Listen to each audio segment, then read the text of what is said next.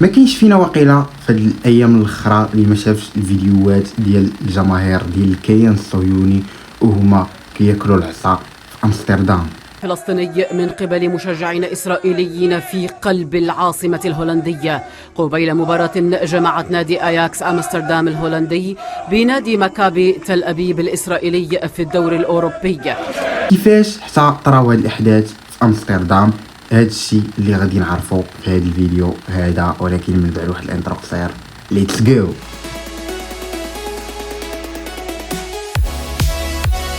رجعنا لكم بعد واحد الانترو قصير ونبداو الفيديو ديالنا.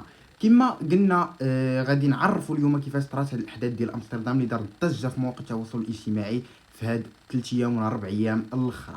كيفاش بدات هاد الاحداث؟ بدات هاد الاحداث بالضبط في اليوم الاربعاء اللي كان قبل من نهار من ماتش ديال واحد الفرقه من جمهور الكيان ولا واحد الفرقه من بلاد الكيان ضد اياكس امستردام في امستردام في هولندا.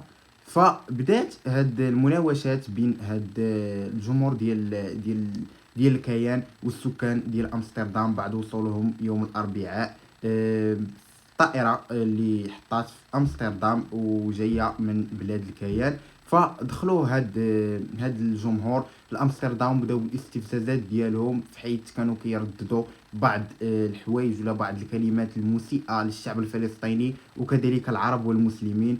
وفيما كانت شي رايه ولا شي حاجه كترمز للعالم ولا فلسطين فكانوا كيقطعوها وكانوا كيسبوا ويشتموا العرب داخل امستردام. فبدات بزاف ديال المناوشات والاحتكاكات، فتعداو الحدود ديالهم رغم انهم كانوا بروتيجين بالامن. فاستغلوا هاد البروتيج ديال الامن للصالح ديالهم فما خلاو حتى سب ولا شتم تجاه العرب. فكيفاش بدات كتحتضن ولا بدات كتزيد الصراعات ولا بدات كتزيد المناوشات ما بين هاد الجماهير؟ فهاد الجماهير ديال هاد الكيان فما حبسوش حد هنا، فتعداو على واحد الساقق ديال الاجره اللي كيقولوا انه من اصل عربي وبالضبط اصل مغربي، فهو واحد الشخص اللي مغربي. فتعداو عليه في بعض الفيديوهات اللي غادي نخلي لكم هنا قدام الشاشه.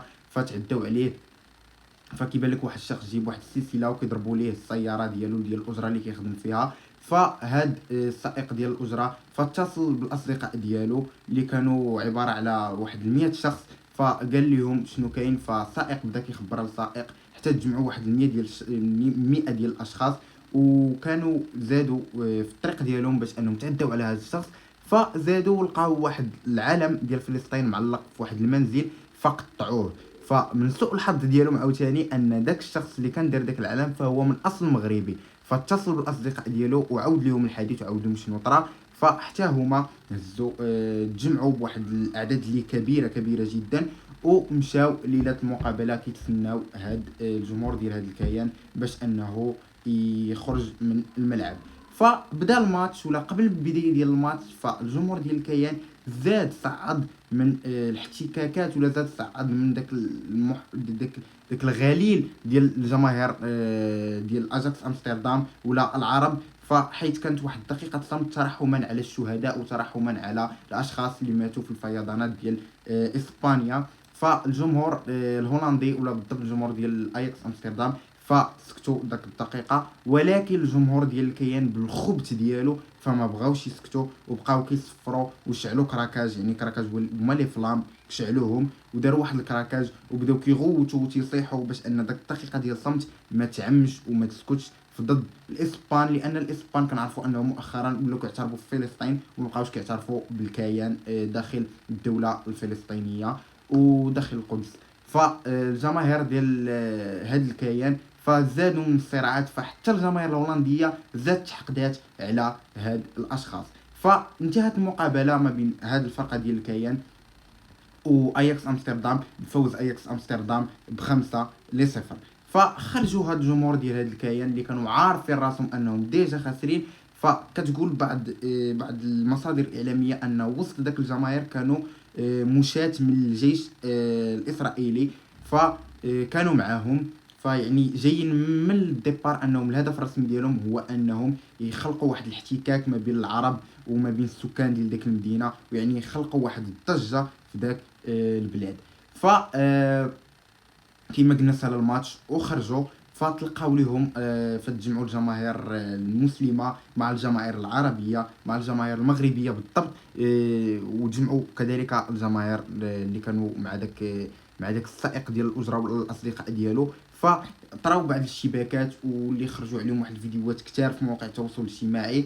فالجمهور ديال الكيان لذ بالفرار وتبعوهم الجماهير اللي كاملين اللي كيقولوا من اصل مغاربي وبعض الاتراك وكذلك بعض المسلمون والجماهير الهولنديه، فشدوهم وعطاهم واحد القتله ديال العصا، فتعداو عليهم وردوا الثأر ديال خوتنا اللي في غزه، وخرجوا عليهم بزاف ديال الفيديوهات اللي اشخاص من الجمهور ديال الكيان كيتلاحوا في النهر وكيقول لهم قولوا فري فلسطين وفلسطين حره، عاد طلعوا من داك النهر.